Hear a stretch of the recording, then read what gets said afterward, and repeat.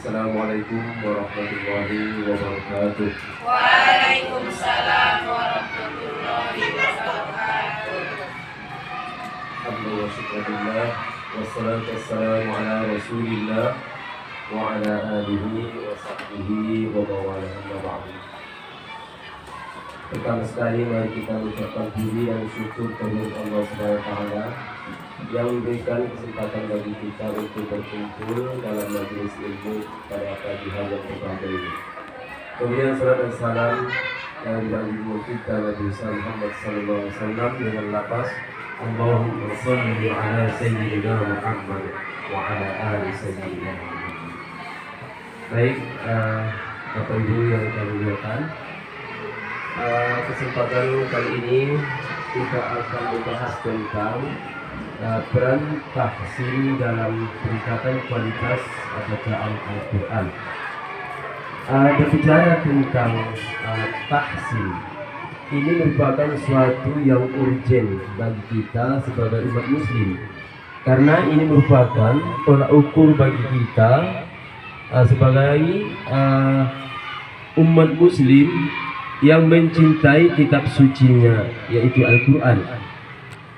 Dan ini merupakan tuntutan sebagaimana yang disampaikan oleh Allah SWT dalam firman-Nya itu, warattalnahu tartila. Dan di ayat lain juga warattilil Qur'ana tartila. Ini menunjukkan bahwasanya kita sebagai umat muslim itu senantiasa mempelajari Al-Quran. Bagaimana supaya kita itu membaca kitab kita sendiri dengan baik, bukan sekedar tahu, bukan sekedar lewat, tapi ada kaedah-kaedah yang perlu kita perhatikan sesuai dengan tuntutan. Karena di dalam ilmu Al-Quran itu banyak sekali poin-poin yang penting dan perlu kita perhatikan, mulai dari makharijul huruf, kemudian bagaimana hukum mad wal qasar, juga ada tamamul huruf wal harakah, juga ada waqaf dan ibtida, dan banyak lagi ilmu-ilmu yang lain yang wajib kita ketahui. Semakin banyak kita mempelajari tentang ilmu Al-Quran ini, semakin banyak pula yang belum kita ketahui. Jadi itulah perlunya kita gali ilmu Al-Quran ini, karena ini merupakan pedoman hidup bagi kita. Bukan karena kita harus sebagai guru agama untuk mempelajari ini, tidak. Karena ini merupakan kewajiban setiap individu, wajib aini maksudnya, fardu ain bagi setiap muslim untuk mendalami bacaan Al-Quran itu supaya bagus. Bagaimana huruf yang semestinya, dari mana tempat keluarnya, itu harus kita pelajari. Meskipun kita bukan sebagai guru agama, paling tidak kita memberikan tuntunan, bimbingan bagi anak dan keluarga kita, dan terkhusus bagi kita sendiri memperbaiki bacaan kita. Nah, itu maksudnya. Jadi dalam kesempatan ini, di pertemuan pertama ini, kita akan membahas tentang makharijul huruf. Makharijul huruf atau yang disebut dengan tempat keluarnya huruf. Untuk lebih jelasnya, kita buka bahan yang telah dibagikan tadi. Kita perhatikan di situ bagaimana sebenarnya makharijul huruf, tempat keluar setiap huruf itu ada makomnya, ada tempat keluarnya. Namun sebelumnya kita bahas ya, apa yang dimaksud dengan makharijul huruf. Secara bahasa, makhraj berarti tempat keluar, itu menurut bahasa. Sedangkan menurut yang sebenarnya, menurut istilah yang sebenarnya, itu makharijul huruf adalah tempat keluarnya huruf-huruf hijaiyah ketika diucapkan, sehingga dapat dibedakan antara satu huruf dengan huruf yang lainnya. Seperti qul, Terkadang karena kita mungkin ya ada kalanya kita kecepatan membaca atau memang sebagian belum mengetahui ya itu hurufnya seolah-olah apa namanya sama ya, hampir sama kul dengan kul, hanya sedikit saja perbedaannya. Jadi untuk lebih jelasnya kita bahas satu persatu mengenai huruf di sini ya. Pembagian makharijul huruf. Secara garis besar itu ada 5 tempat keluar huruf. Yang pertama, ada istilahnya al-jawf, itu adalah rongga mulut dan tenggorokan. Itu merupakan tempat keluar huruf. Dan huruf yang keluar dari situ adalah ada huruf alif. Ada huruf alif, kemudian ada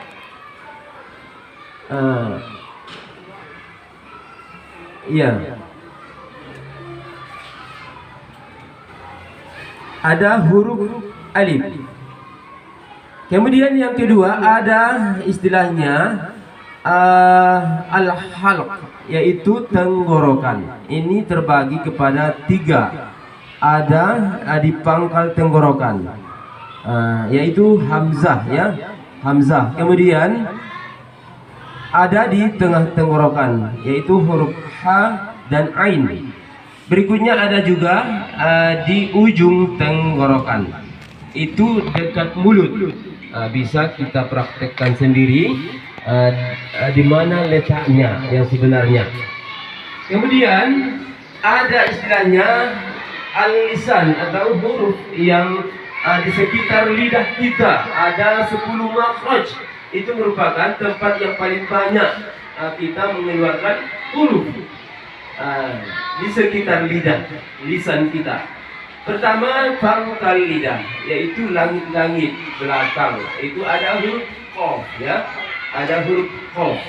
Kemudian ada di pangkal lidah agak maju ya, agak maju bertemu dengan langit-langit, itu ada huruf kaf. Itu kaf ya, kaf. Mendekati kepada huruf qaf, kaf. Kemudian ada juga di tengah lidah bertemu langit-langit. Di sini ada 3 huruf, yaitu sya, ja, ya, ja, sya, ya. Ada 3 huruf di tengah lidah kita. Kemudian di posisi keempat itu sekitar lidah juga ada di sisi lidah bertemu gusi geraham, ada huruf dot, huruf dot. Kemudian di ujung lidah bertemu gusi depan, ada ya depan atas ada huruf lam, lam ya, ada huruf lam. Kemudian berikutnya ada di ujung lidah bertemu gusi depan atas, ada huruf nun. Demikian juga di ujung lidah bertemu gusi depan atas, ada huruf ro, huruf ro.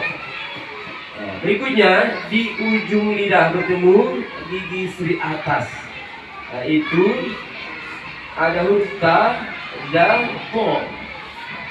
Berikutnya ada di ujung lidah bertemu tepi gigi seri atas, ada ta, kemudian la dengan lo, ada 3 huruf. Yang ke-10, huruf yang keluar dari seputar lisan kita atau lidah, ada di ujung lidah bertemu dengan gigi seri bawah, ada huruf so ya, huruf so, so ya, so. Kemudian sin dan zai, itu di sekitar ujung lidah kita. Itu kalau nggak kita praktekkan langsung, nggak tahu kita, nggak paham kita, itu harus dengan praktek ya, praktek langsung itu. Kita coba-coba, kita latih ya, kita latih. Kemudian ada huruf dari 2 bibir atau disebut dengan asyafatain. Itu merupakan huruf ketika bertemu 2 bibir. Ini ada yang pertama, kedua bibir rapat. Itu ada huruf mim dan ba, mim Jadi kita menyebutkan mim itu harus bertemu dua bibir dulu supaya sempurna. Mim bertemu dua bibir, juga ba, mim dan ba. Nah, itu. Kemudian ada di bibir bawah bertemu gigi seri atas, ada fa. Itu tadi di bibir bawah bertemu gigi seri atas. Makanya penyebutan pa itu bukan pa, tapi fa. Agak mencong sedikit diri kita. Fa. Agak menyempit dia. Bibir bawah bertemu gigi seri atas, yaitu huruf fa, ya, fa. Kemudian bibir bulat, ya. Udara keluar. Ini adalah huruf waw. Jadi menyebutkan huruf waw itu harus berbentuk bulat bibir kita itu. Waw. Seperti itu. Baru sempurna yang dinamakan dengan huruf waw. Bukan sekedar waw. Gitu. Harus waw. Seperti itu. Waw. Bibir kita membentuk bulat dia. Waw. Seperti itu. Kemudian ada istilahnya al-khayshum, rongga mulut. Ada huruf dari rongga mulut kita. Jadi ini biasanya tempat keluarnya suara dengung atau guna. Ada pada huruf nun dan mim ketika bertasydid atau ikhfa. Biasanya itu ada huruf nun yang berdengung ketika bertasydid. Inna, seperti itu. Ada khayshumnya, ada rongga hidung yang berfungsi di situ. Juga mim, seperti itu. Jadi ringkasan huruf makharijul huruf ini ada, ya, ada di sini. Seperti tadi ada jauh itu satu, ya, tempat keluar dari rongga itu ada satu tempat keluarnya dengan huruf alif, waw, ya. Nah, itu adalah termasuk juga huruf mad. Kemudian ada al-khalq, itu tempat keluarnya ada tiga. Hurufnya inilah dia. Hamzah, ha, ain, ha, ra, dan kha. Itu. Kemudian ini ringkasannya tadi. Al-lisan, huruf yang di sekitar lidah kita ada 10 macam tempat keluarnya dari lidah kita. Ada 18 huruf. Kemudian dari dua bibir asyafatain, ini ada dua tempat keluarnya tadi. Pertama itu ada mim, ya, ada mim dan ba, juga ada fa. Kemudian ada dengan mulut membentuk bulat, dia ada huruf waw yang keluar. Kemudian ada khayshum tadi, ya, suara hidung. Istilah orang ada suara hidung. Itu biasanya huruf yang keluar itu karena dia dengung atau bertasydid, yaitu huruf nun. Nun, itu. Jadi berfungsi dia dari khayshum hidung, juga mim. Jadi totalnya adalah 17, ya, makhraj. Tempat keluar huruf ada 17. Kemudian apa sebenarnya, ya, untungnya bagi kita, apa pentingnya bagi kita memahami, mendalami makharijul huruf ini? Ada di sini paling tidak ada 4, ya. Yang pertama, supaya bacaan kita sesuai dengan yang diajarkan Rasulullah. Meskipun tidak pas, tapi kita berusaha supaya sesuai, mendekati. Kalau pas itu saya rasa mungkin enggak, ya. Nggak bisa kita, nggak ada yang bisa mengalahkan kefasihan Rasulullah, nggak ada. Namun setidaknya dengan usaha kita bisa menyerupai seperti itu, ya, bisa mencontoh. Kemudian untungnya bagi kita memahami makharijul huruf ini, yaitu bagaimana kita supaya bisa, ya, membedakan huruf yang mirip itu antara ta, ko, la, zai, Allah, go dan Allah. Itu ko, itu harus kita bedakan supaya kita bisa membedakan dengan memahami tadi makharijul huruf ini. Kemudian supaya kita bisa menjaga makna Al-Quran dari perubahan-perubahan yang ada, baik dia perubahan huruf, perubahan harokat itu tentu berbeda. Kalau berbeda nanti barisnya, tentu berbeda artinya. Itu makanya harus kita jaga, baik dia barisnya, harokatnya, juga hurufnya. Sangat fatal sekali kalau beda, apalagi buruk. Aturan Allah dibuatnya so, itu berbeda sekali, nanti artinya pun lari. Sedangkan sebagiannya di harokatnya itu seperti umpamanya kudiro, itu kudiro kalau kita artikan itu ditakdirkan, ulima diketahui, berbeda artinya dengan kalau kita baca alima mengetahui dan diketahui kan beda. Nah itu makanya kita harus hati-hati dalam pengucapan huruf ini. Jadi kemudian supaya kita bisa memperindah bacaan dengan tartil. Itu tadi, tartil itu maksudnya membaca Al-Quran sesuai dengan kaidah ilmu tajwid. Nah, itu maksud dari bacaan tartil. Nah itu. Baik, Bapak Ibu yang kami muliakan, mungkin demikian pertemuan kita pada kesempatan pertama ini. Mungkin di kesempatan lain kita akan bertemu kembali dengan membahas ahkamul mad wal qasar. Demikian saja. Wassalamualaikum warahmatullahi wabarakatuh.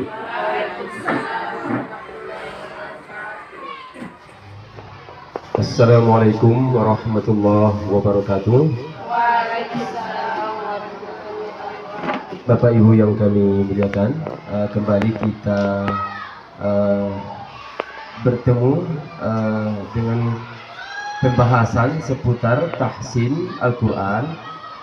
Untuk kali ini kita akan membahas tentang ahkamul mad wal qasr. Ini merupakan lanjutan dari pembelajaran kita yang minggu yang lewat. Di sini kita akan membahas bagaimana hukum-hukum mad dan juga pembagian-pembagian mad atau panjang. Ahkamul mad wal qasr atau hukum bacaan panjang dan pendek dalam Al-Quran.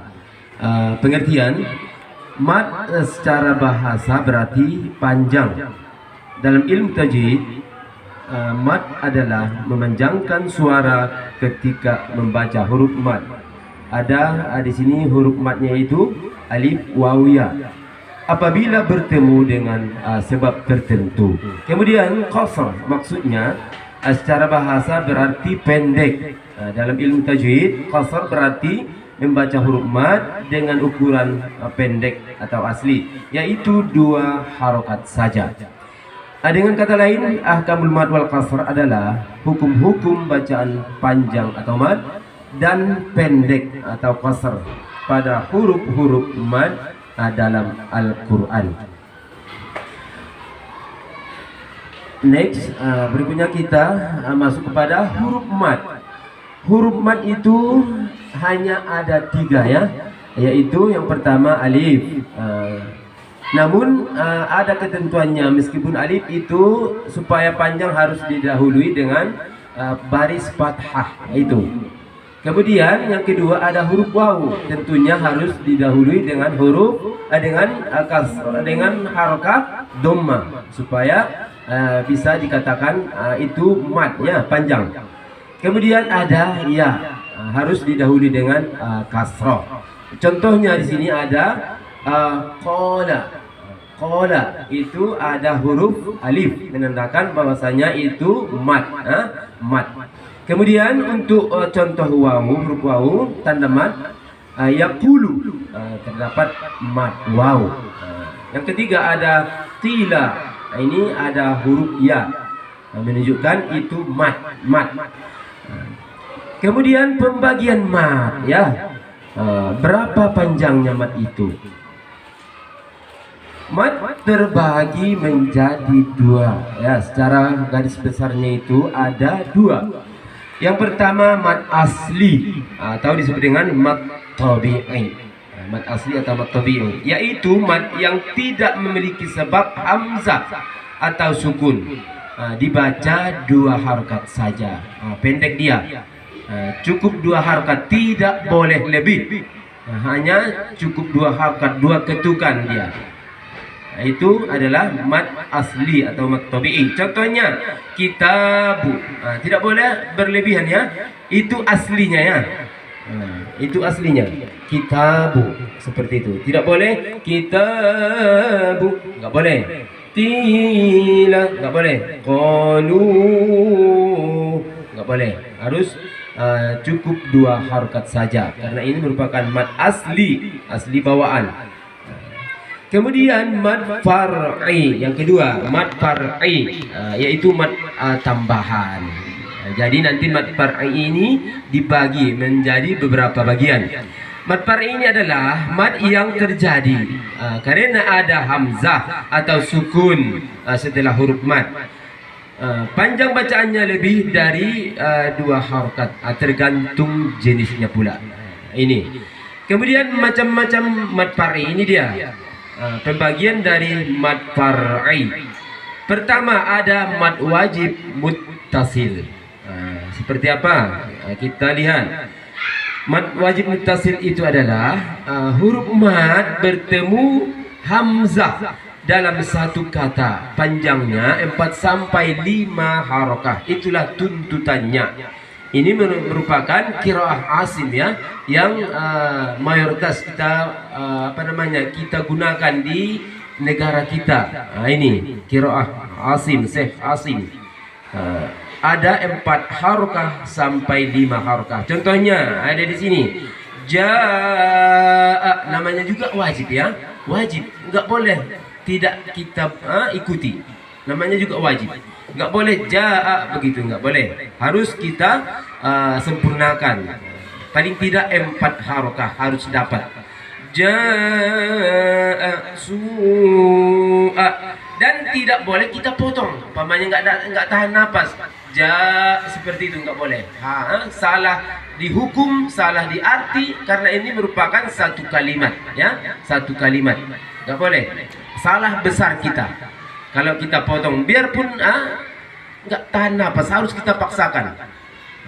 Makanya dalam membaca itu harus kita perlu ya mengatur napas. Bukan hanya sekedar lewat kita membaca Al-Quran ini, harus kita atur napas kita supaya seperti ini tadi, kehabisan napas padahal itu di tengah kata, nggak boleh. Gitu, habis napasnya berhenti dia seenaknya, nggak boleh. Harus kita ikuti peraturan ya. Itu harus kita sempurnakan. Seperti itu. Nggak ada nggak ada. Kemudian ada mad jaiz, merupakan pembagian dari mad far'i. Ada mad jaiz ya. Ingat ya Bapak Ibu, yang tadi mad wajib itu sama sekali tidak ada tawar menawar di situ, harus kita ikuti. Wajib kita patuhi.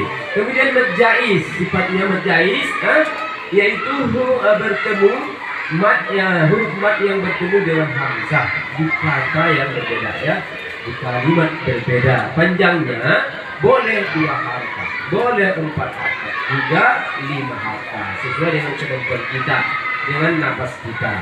Contoh, fi anfusikum, fi anfusikum, itu boleh ya. 2 harokat seperti mad asli pun kita buat boleh.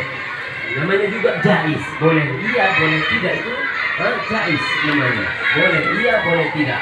Tahan napasnya boleh 5 harokat, tahan napasnya boleh 4.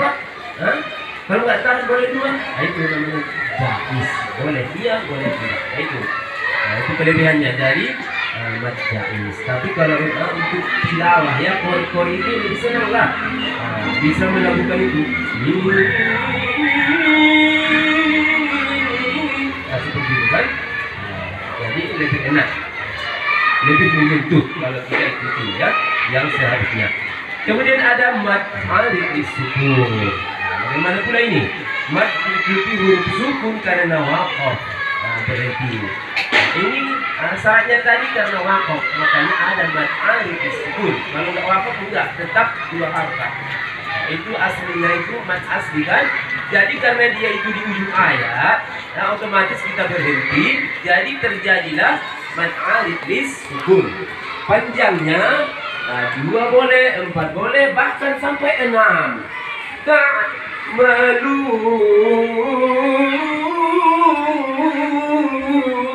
Seperti itu para qori ya, sampai 6 harkat. Karena itu adalah mad alif sukun. Nah, di sini ada contohnya. Alhamdulillahi Rabbil Alamin. Boleh. Karena dibolehkan ya sampai 6 harkat. Kemudian ada mad lazim. Mad lazim yaitu mad bertemu dengan huruf sukun atau sukun asli ya, sukun asli. Baik karena tasdid atau karena huruf. Panjangnya ada 6 harkat. Kemudian ini dapat dibagi menjadi 2 mad lazim ini. Ada lazim kalimi seperti waladdallin, itu mad lazim ya, mad lazim kalimi. Ada mad lazim harfi. Contohnya ini alif lam mim. Itu. Kemudian selanjutnya ada mad badal, yaitu hamzah bertemu huruf mad dan huruf mad menjadi pengganti hamzah, dibagi menjadi 2 ya. Hamzah kedua maksudnya ya, hamzah kedua. Panjangnya ada 2 harkat. Contohnya amana, itu mad badal ya, mad badal. Kemudian ada mad sila. Mad sila ini ada seperti apa dia, huruf ta ya, sama butoh. Itu ada huruf seperti huruf taman butoh, ada di situ huruf A. Contohnya innahu, itu biasanya innahu ada mad di situ.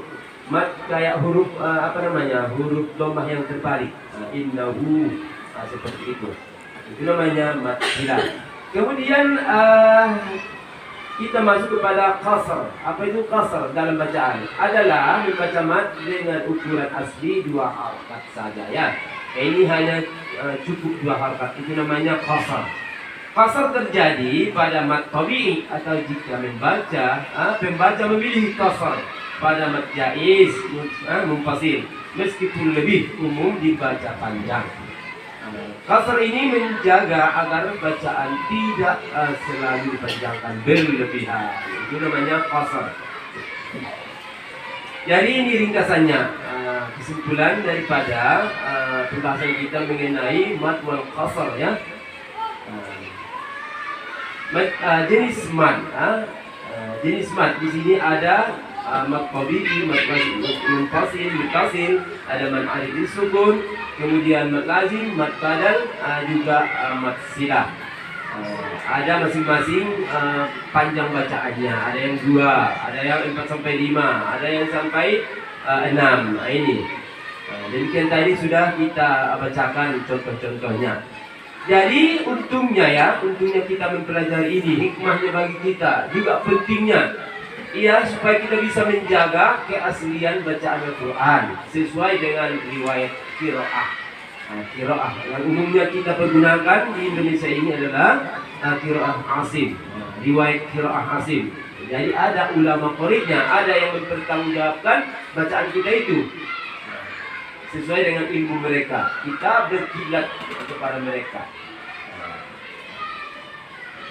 Kemudian pentingnya bagi kita mempelajari ini adalah supaya kita bisa menghindari kesalahan bacaan yang bisa mengubah makna. Ya, nah ini bisa mengubah makna. Kalau sudah mengubah makna, berarti apa namanya ya? Bacaan kita tadi bukan dikatakan sia-sia ya, tapi pahalanya ya paling tidak berkuranglah. Kita membaca namun pahalanya tidak sesuai dengan yang semestinya. Kemudian juga bisa memperindah bacaan Al-Quran bagi kita dengan tartil ya, dengan tartil sesuai dengan kaidah-kaidah ilmu tajwid. Kemudian memudahkan hafalan dengan aturan panjang pendek yang konsisten. Maksudnya itu konsisten itu kalau kita membaca dari awal umpamanya jaiz itu dari awal kita baca menggunakan 3 harkat atau 4 harkat atau 2, itu harus konsisten kita. Tidak boleh kita campur baurkan. Kadang-kadang suka-suka kita di tempat yang satu kita buat 4 harkat. Jaiz maksudnya bukan wajib ya. Nah, di tempat lain kita buat pula 2 harkat karena boleh katanya kan, itu enggak bagus ya, enggak baik. Nah, kita harus konsisten ya. Nah, dari awal kalau memang yang jaiz munfasil itu kita buat 2 harkat, segitulah sampai selesai kita mengaji. Nah, jangan campur baurkan. Tidak boleh. Harus konsisten kita dengan bacaan kita, mat kita. Tidak boleh campur baur. Baik Bapak Ibu yang kami muliakan, demikian pertemuan kita yang kedua ini. Semoga apa yang kita pelajari hari ini membawa manfaat bagi kita di dalam memperbaiki bacaan Al-Quran kita masing-masing. Tentunya kita berharap kepada Allah SWT memberikan keringanan bagi kita untuk senantiasa mendalami Al-Quran, mempraktekkan supaya bacaan kita lebih bagus lagi. Demikian, wassalamualaikum warahmatullahi wabarakatuh.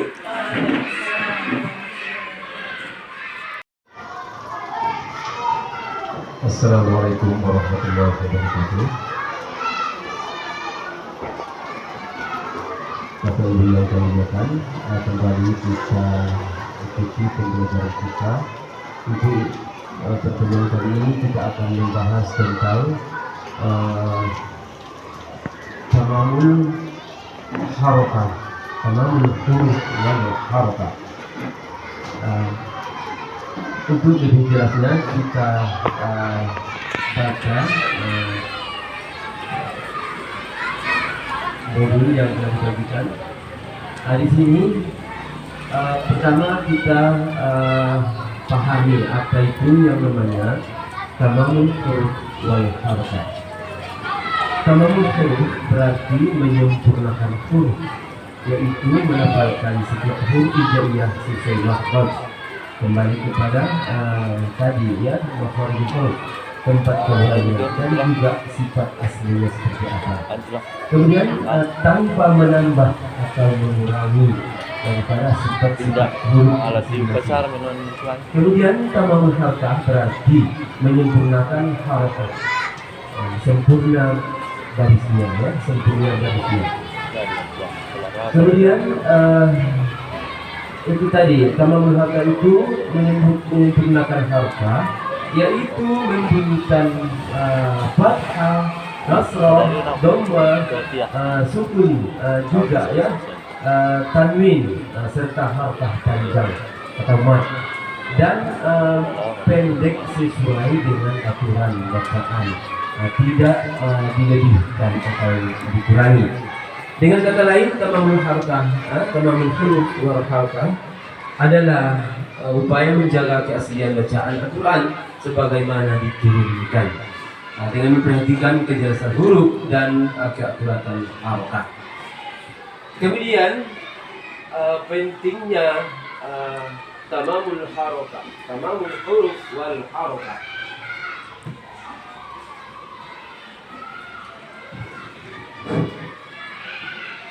Yaitu menjaga kemurnian bacaan Al-Quran berupa kesalahan dalam huruf atau harakah dalam mengubah arti. Misalnya alima, ia telah mengetahui, kalau dibaca alima. Kemudian berbeda dengan ulima, telah diketahui. Itu beda ya, awalan me dengan awalan di itu beda. Beda. Kemudian juga ada contoh qara'a, berbeda dengan makna quri'a. Qara'a yang membaca orangnya kan. Kemudian kalau dia quri'a yang dibaca, apa itu? Nah itu kan, beda subjek, beda objek, juga predikat. Nah ini. Kemudian menunaikan amanah Al-Quran, membaca Al-Quran bukan sekedar melafalkan, tetapi juga sebagai ibadah. Bagaimana menyempurnakan huruf dan harakah adalah bagian dari bentuk ta'zim, penghormatan kita kepada Al-Quran itu sendiri. Kemudian menghindari kesalahan bacaan.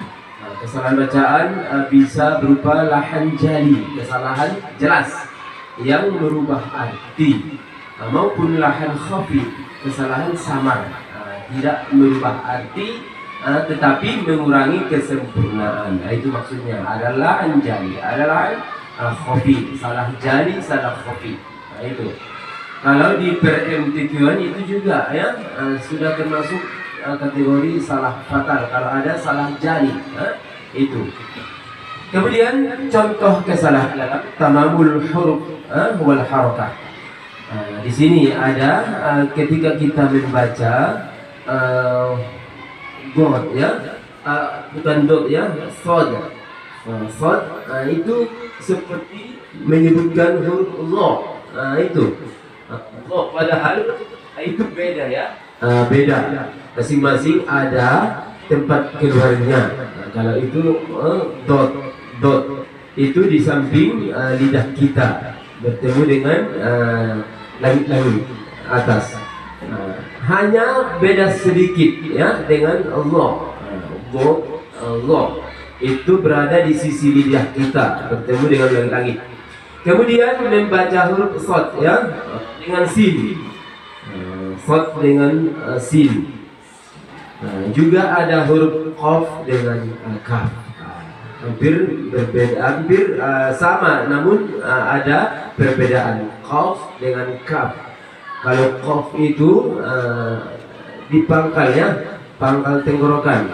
Kaf bergeser ke atas sedikit. Kemudian dalam harakah ya, memanjangkan harakah pendek, misalnya inna, dibacanya menjadi in, nggak boleh ya. Itu sudah menyalahi in, jadi itu sudah menyalahi. Yang benar inna, jelas, bukan in, itu nggak boleh. Jangan berlama-lama di huruf kalimat ini, di kalimat in, langsung dia inna, bukan in. Itu ada sebagian yang membaca lagi nggak boleh, langsung dibaca inna. Memendekkan harakah panjang, misalnya ada itu kadang-kadang yang baca qola katanya, padahal qola lahum kana lahum katanya, kana, sempurnakan dulu matnya. Qola bukan qola, nggak boleh ya, harus jelas dia, diberikan haknya dia, mat itu, harakahnya itu kita jelaskan dia, bukan sama-sama. Salah tanwin misalnya ya, ghafurur rahim, ghafurur rahim, dibaca dengan tanwin. Kadang-kadang nggak jelas tanwinnya dibuat, harus jelas dia. Ghafurur ya, ghafurur, bukan ghafurur rahim, nggak jelas. Harus kita jelaskan penyebutannya. Itu namanya tamamul harakah, tamamul huruf wal harakah. Kemudian cara menyempurnakan huruf dan harakah, mengenal ya, terlebih dahulu kita kenal makhraj hurufnya. Setiap huruf keluar dari titik tertentu, baik dia tenggorokan, lidah, bibir, rongga mulut, rongga hidung. Tanpa penguasaan ini huruf bisa tercampur ya. Kalau nggak bisa kita bedakan dari mana tempat keluarnya, nanti bisa bercampur baur dia, rancu jadinya. Bagi yang mendengarkan pun ragu dia, apakah sod yang dulunya atau lo, atau sin atau zai, seperti itu, atau sya atau za. Itu harus kita bedakan. Kemudian kita harus memahami sifatul huruf. Sifatul huruf itu ada ya, yang namanya jah, ada hamz, ada isti'la, ada tafkhim, ada tarqiq, dan lain-lain. Jadi itu bertujuan membantu ya, menjaga keaslian huruf. seperti huruf hamas, ya, hamas. Nah, huruf hamas itu ada huruf fa, ya, fa, ha, sa, ha, kemudian shin, juga kho, dan juga sod, sin, kaf, dan ka. Itu adalah huruf-huruf hamas. Hurufnya itu dibaca dengan suara lemah, ya, suara lemah dan nafas mengalir. Itu pengertian dari hams, suara lemah. Seperti menyebutkan huruf fa, ya, fa, ha, itu sa, itu dengan suara lemah. Kemudian ada istilah jahar. Apa itu jahar? Jahar itu adalah kuat dia, artinya kuat, tegas. Suara kita keluarkan dengan tegas ketika melafalkan huruf, karena pita suara bergetar dan aliran nafas tertahan. Jadi kebalikan dari hams tadi. Ini agak keras dia, agak tegas dia, bukan lemah pengucapannya. Itu istilah dari jahar. Kemudian ada, ya, huruf jahar itu ada sekitar 19, ya. Selain dari huruf hamas itu ada itulah dia semua huruf jahar. Ada alif, ba, ja, dal, zal, ra, zai, dod, dan seterusnya sampai kepada po dan hamzah. Itu adalah huruf-huruf jahar. Kemudian ada istilah isti'la. Apa itu istilah isti'la? Yaitu huruf-huruf yang sifatnya itu tinggi dia. Huruf isti'la adalah huruf yang ketika dibaca pangkal lidah terangkat ke langit-langit mulut. Itu namanya isti'la. Nah, itu kebalikan daripada istifal. Kalau dia isti'la itu sifatnya adalah takzim, tebal. Nah, itu. Sedangkan kebalikannya istifal dan sifatnya itu tarkik. Nah, itu. Adapun huruf isti'la ada 7, ya. 7. Kho, so, do, go, to, ko, do. Nah, itu. Baik, itu pembahasan kita mengenai tamamul huruf wal harakah pada kesempatan kali ini. Semoga pembelajaran kita pada kesempatan ini bermanfaat bagi kita untuk lebih giat lagi kita mendalami, mempelajari bacaan Al-Quran. Mungkin demikian, kita sudahi dengan mengucapkan Alhamdulillahirabbil alamin. Wassalamualaikum warahmatullahi wabarakatuh. Waalaikumsalam warahmatullahi wabarakatuh. Assalamualaikum warahmatullahi wabarakatuh. Waalaikumsalam warahmatullahi wabarakatuh. Kembali kita bersyukur kepada Allah Ta'ala yang masih memberikan kita kesempatan untuk bertemu dalam kegiatan majelis ilmu pada kesempatan kali ini. Bapak Ibu yang kami muliakan, untuk pembahasan kita pada kesempatan kali ini yaitu tentang waqaf wal ibtida dalam tahsinul Quran. Ada istilahnya waqaf wal ibtida. Baik Bapak Ibu, untuk lebih jelasnya kita perhatikan modul kita, bahan kita, apa itu istilah dari waqaf wal ibtida. Secara bahasa, Waqaf berarti berhenti.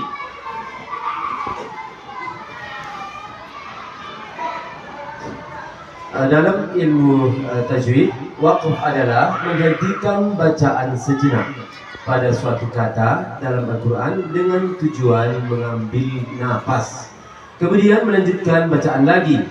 Waqaf tidak dilakukan di tengah kata dan tidak pula di tengah-tengah huruf. Kemudian apa itu ibtida? Ibtida itu adalah memulai bacaan Al-Quran kembali setelah berhenti atau waqaf, baik di awal ayat maupun di tengah-tengah ayat, dengan memperhatikan kesesuaian makna. Dengan demikian, waqaf wal ibtida adalah aturan berhenti dan memulai kembali bacaan Al-Quran dengan benar agar tidak menyalahi makna ayat. Kemudian pentingnya ya kita mempelajari dan mengetahui wakaf al-ibtida ini. Pertama di sini supaya kita bisa menjaga keutuhan makna. Jika wakaf salah tempat, arti ayat bisa berubah atau rancu. Kemudian juga akan mempermudah kita ya si pembaca ini memberi kesempatan mengambil nafas agar bacaan tetap teratur. Itu untungnya, pentingnya. Kemudian supaya meningkatkan keindahan bacaan kita dengan wakaf dan ibtida yang tepat, menjadikan bacaan terdengar fasih dan indah. Kemudian pentingnya juga manfaatnya sebagai ya adab kita dalam membaca Al-Quran ini, tidak memutus kalimat semaunya kita, melainkan sesuai dengan petunjuk mushaf. Ini macam-macam wakaf dalam mushaf Al-Quran terdapat tanda-tanda wakaf yang sudah dijelaskan oleh para ulama. Jenis-jenisnya antara lain ada wakaf tam. Apa itu wakaf tam? Yaitu berhenti pada kalimat sempurna secara lafaz dan makna, sudah sesuai ya, baik dari segi kalimat juga segi arti. Umpamanya contohnya ulaika ala hudam min rabbihim wa ulaika humul muflihun. Itu sudah sempurna baik dari segi kalimat juga makna. Itu contoh dari wakaf tam, sempurna dia secara bahasa, kalimat juga maknanya sudah pas. Kemudian wakaf tam ini boleh berhenti di situ dan tidak perlu menghubungkannya. Boleh ya, kita berhenti, tidak harus kita sambung kepada ayat berikutnya. Jadi boleh kita langsung berhenti di situ saja. Jadi contohnya itu tadi, akhir ayat itu sudah sempurna maknanya. Kadang-kadang memang kita jumpai dalam ayat yang lain seperti di surah Al-Asr, ya, Al-Asr, wal Asr, innal insana lafi khusr. Itu sebagusnya, sebaiknya kita lanjutkan ayat keduanya itu kepada ayat ketiga. Itu lebih bagusnya, lebih bagusnya kepada maknanya dari ayat itu. Wal asri, demi masa innal insana lafi khusr. Sesungguhnya manusia itu dalam kerugian, merugi. Kalau kita berhenti di situ berarti semua merugi kan? Merugi. Nggak tahu kita kenapa merugi. Pokoknya merugi manusia itu. Kan nggak jelas. Makanya kita lanjutkan. Seharusnya bagi yang paham, itu nggak mau berhenti di situ. Baik ketika membaca sendirian, ketika membaca dalam sholat, itu dilanjutkan sebaiknya supaya bagus, mantap artinya. Lebih bagi yang mendengarkan itu iya ya, seperti itu. Kecuali karena ada kecualinya. Jadi kalau ada kecualinya bukan termasuk dia yang merugi ya, bukan ikut perasaan dia yang merugi itu, karena dia ikut berusaha beramal soleh. Illal ladzina amanu wa amilus sholihat itu. Karena ada kecualian di situ, maka dia senang. Saya ikut itu. Kalau kita ikut kok, beramal soleh kok, gitu kan? Itu makanya kita ajarnya tidak boleh berhenti di situ. Innal insana lafi khusr. Di ujung ayat itu ada pertanda wakaf, namanya wakaf lam.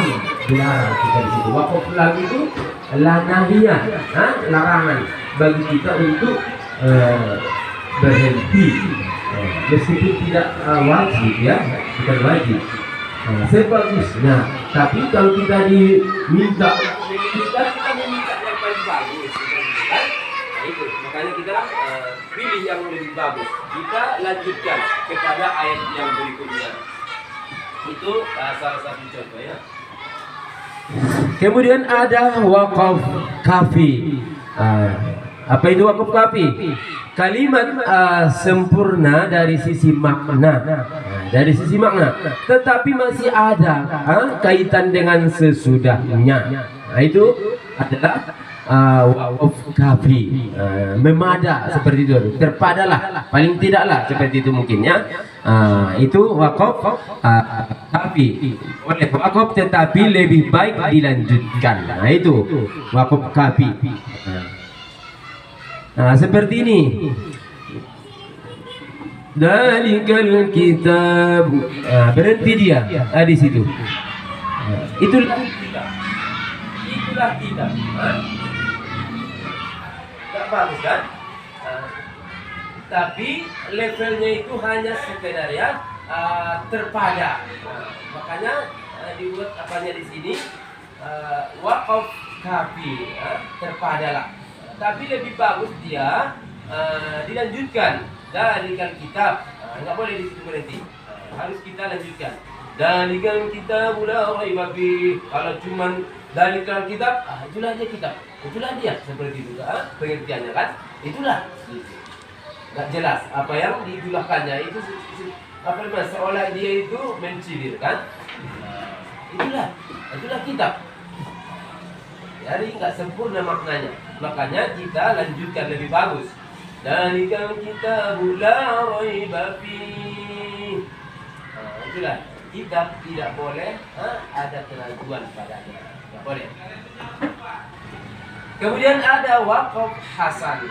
Wakaf hasan sudah sempurna makna, tetapi masih terkait erat dengan yang sesudahnya secara lafaznya. Seperti ayat ini.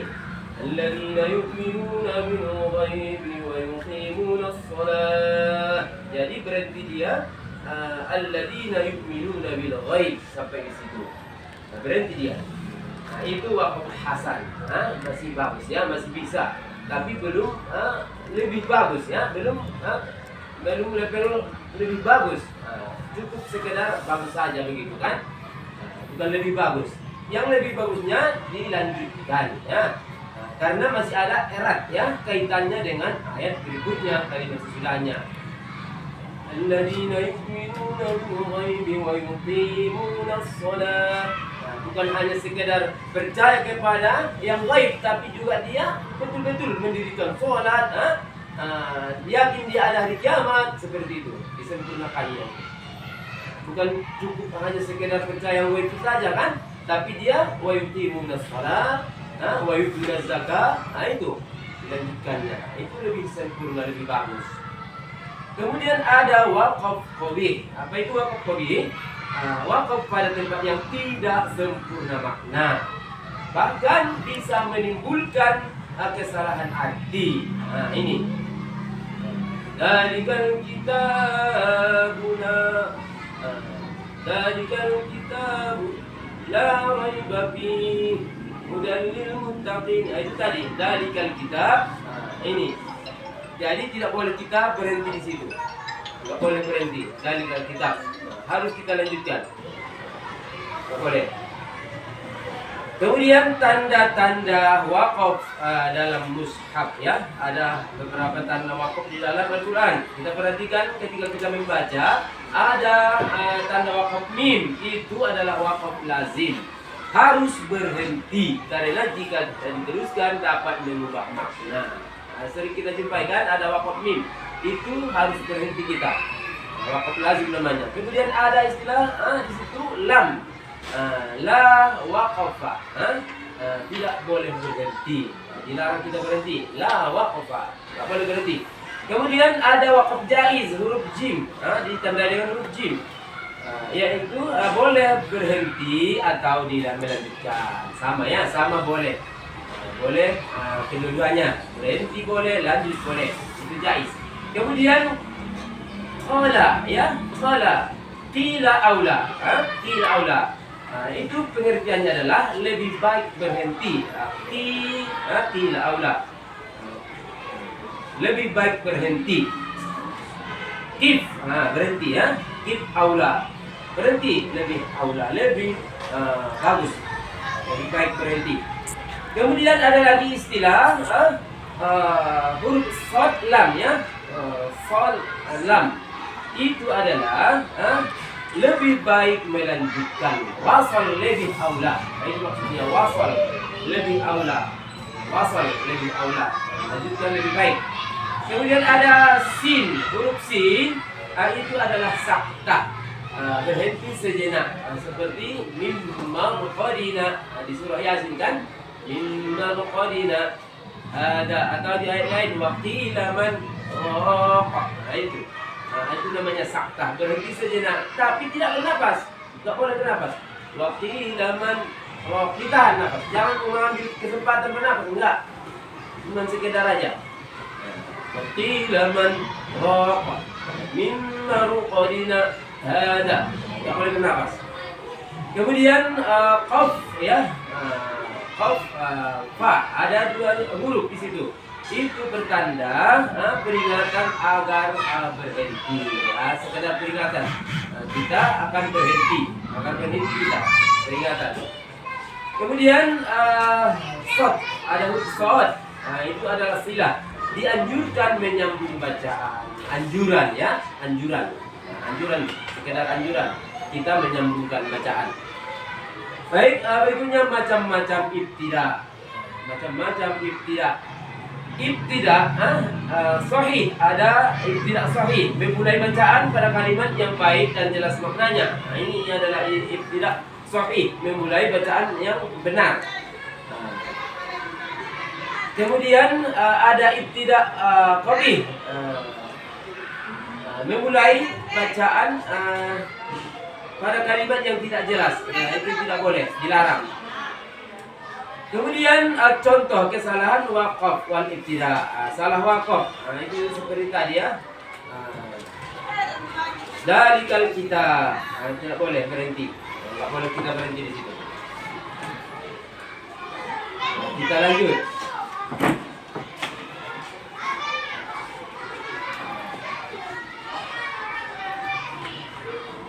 Salah ibtida ada juga di sini. Salah ibtida.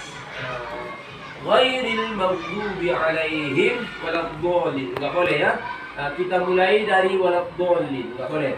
Harus kita awali dengan ghairil maghdubi alaihim waladdallin. Seperti itu. Kemudian cara melatih waqaf wal ibtida. Melatihnya bagaimana?